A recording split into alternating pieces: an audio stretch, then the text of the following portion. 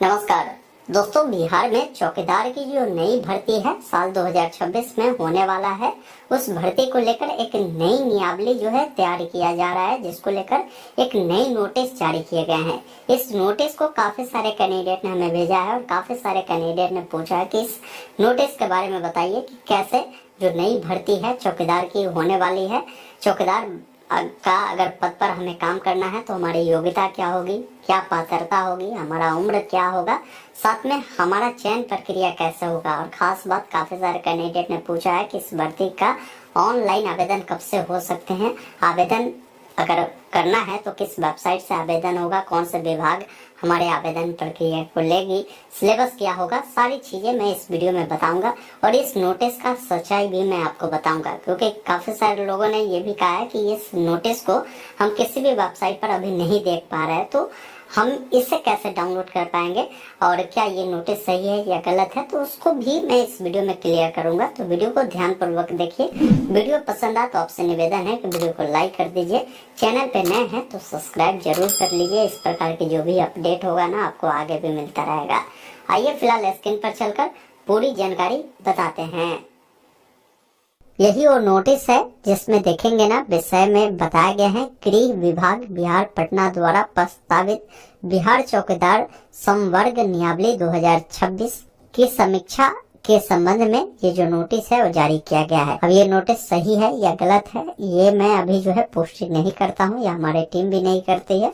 ये नोटिस आप में से बहुत सारे लोगों ने भेजा है। इसके रिगार्डिंग पूछा है कि होमगार्ड भर्ती को लेकर जो अभी नोटिस आया है उसके रिगार्डिंग बताइए। तो जो अपडेट है मैं आपको बता रहा हूँ। कई बार क्या होता है ना कि नोटिस जो होता है ये अनऑफिशियल जो है वायरल हो जाते हैं, वो विभागीय लोगों के लिए जारी किए जाते हैं, लेकिन वो नोटिस सही भी होता है। कई बार ऐसा होता है, ये ध्यान रखिएगा। तो इसमें जो जानकारी दिया गया है मैं वो आपको समझाता हूँ कि क्या कुछ बताया गया है। देखिए, इसमें बताया गया है महाशय, उपयुक्त विषयक प्रासंगिक पत्र द्वारा प्रत्येक सप्ताह के बुधवार को समय 11:30 बजे पूर्वाह्न में वीडियो कॉन्फ्रेंसिंग के माध्यम से सभी क्षेत्रीय पुलिस महानिरीक्षक, पुलिस उप महानिरीक्षक, वरीय पुलिस अधीक्षक, पुलिस अधीक्षक के साथ अधो हस्ताक्षरित की अध्यक्षता में विधि व्यवस्था, अपराध एवं अन्य बिंदुओं पर जो बैठक है आयोजित की जाती है। उक्त मामले के अतिरिक्त गृह विभाग द्वारा प्रस्तावित बिहार चौकीदार संवर्ग नियमावली 2026 के संबंध में समीक्षा की जानी है।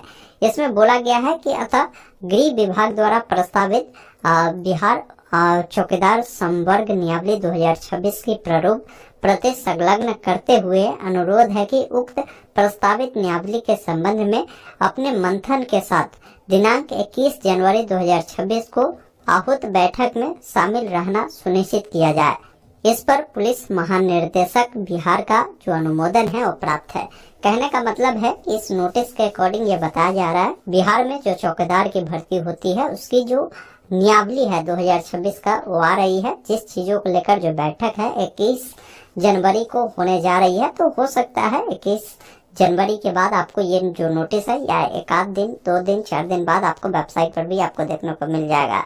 बाकी यह जो नियमावली बन रही है बिहार चौकीदार संवर्ग नियमावली 2026, ये इसी नाम से जो है जाना जाएगा और इसका विस्तार पूरे राज्य में, बिहार राज्य में होने वाला है। यह राजपत्र में प्रकाशन की तिथि से प्रवृत्त होगी। इसको लेकर यहाँ पर यह भी बोला गया है कि राज्य सरकार से अभिप्रेत है बिहार राज्य सरकार, विभाग से अभिप्रेत है गृह विभाग।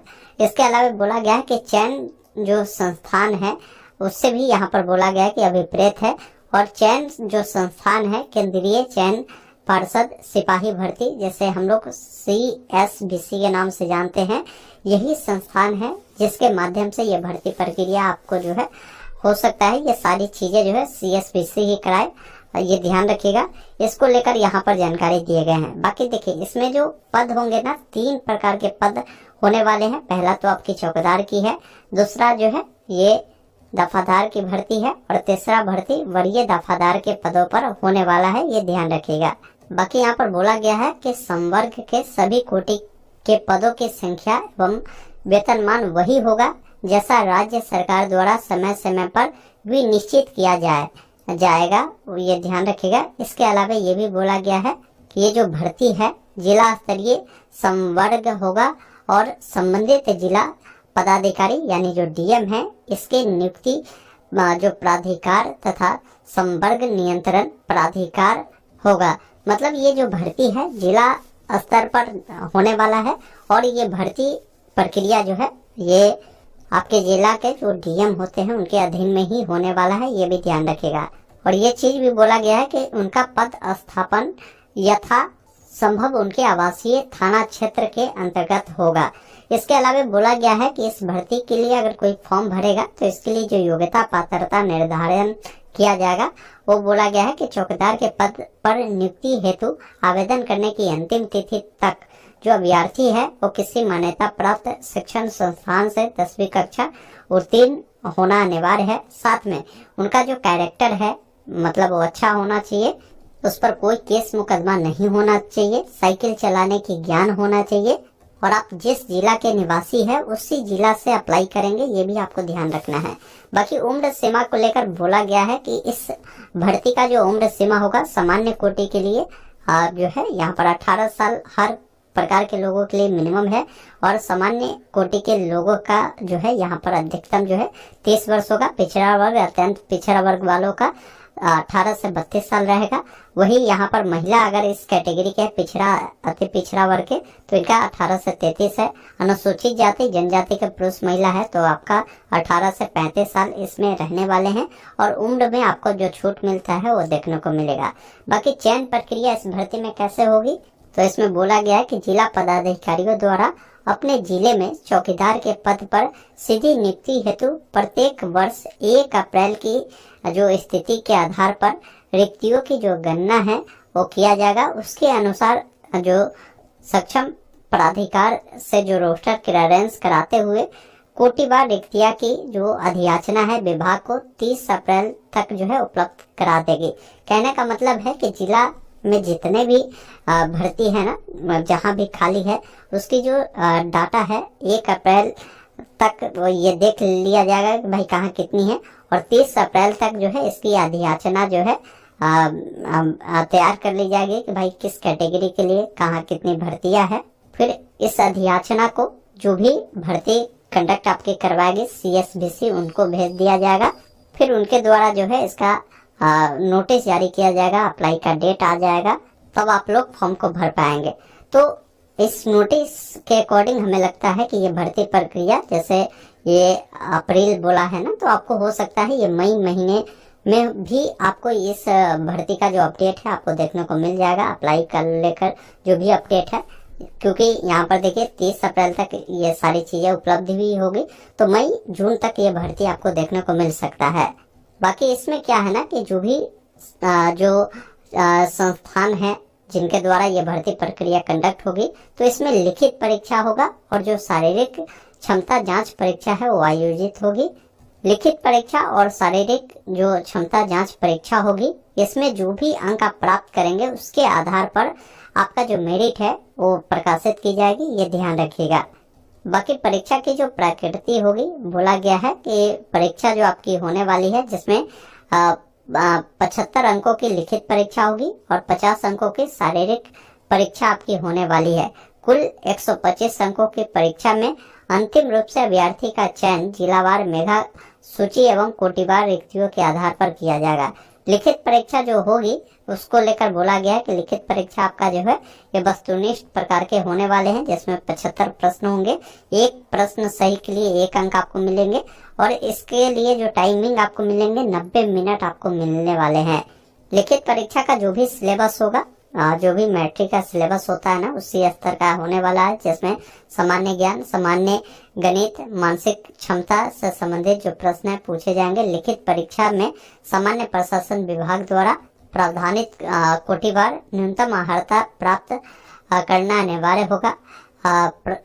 बोला गया कि प्राप्तांक के आधार पर जिलावार रिक्तियों की कुल संख्या का 5 गुना जो कैंडिडेट हैं उनको यहाँ पर क्या है ना कि मेधा सूची में जो है रखा जाएगा।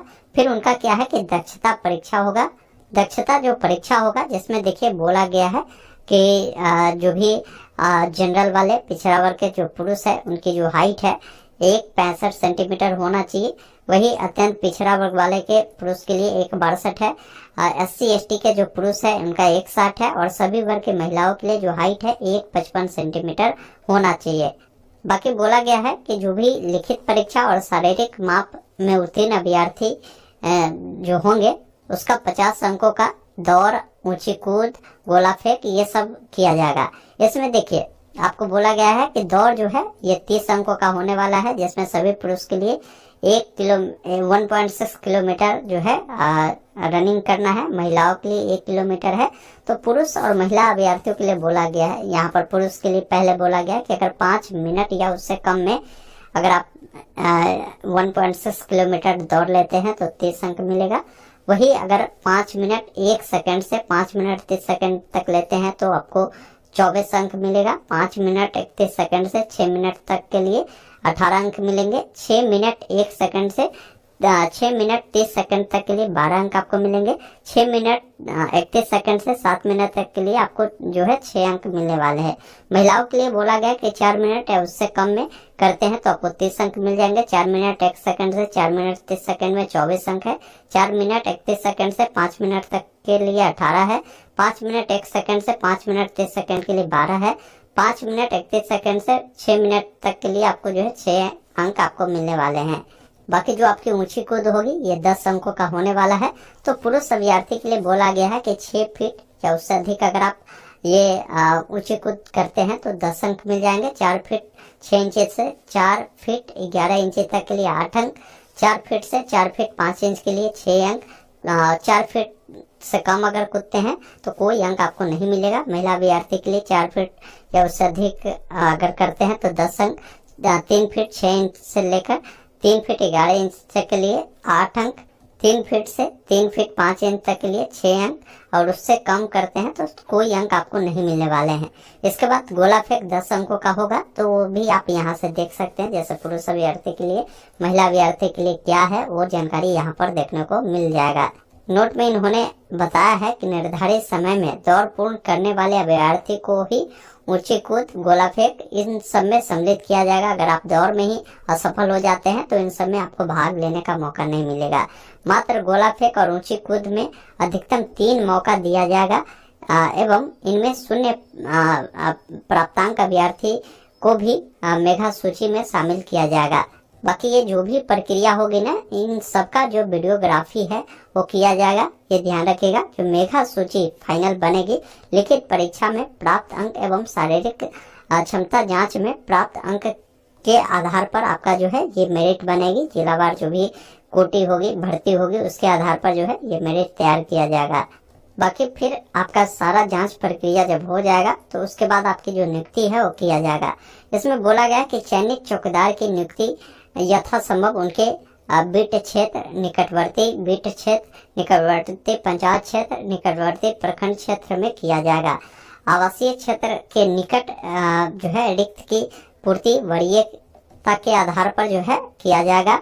अगर रिक्तियां नहीं होती है तो वैसे आधार पर आपके आवासीय क्षेत्र के निकटवर्ती जो भी क्षेत्र है वहां पर भी आपकी जो है यहाँ पर काम करने का मौका आपको मिल सकता है।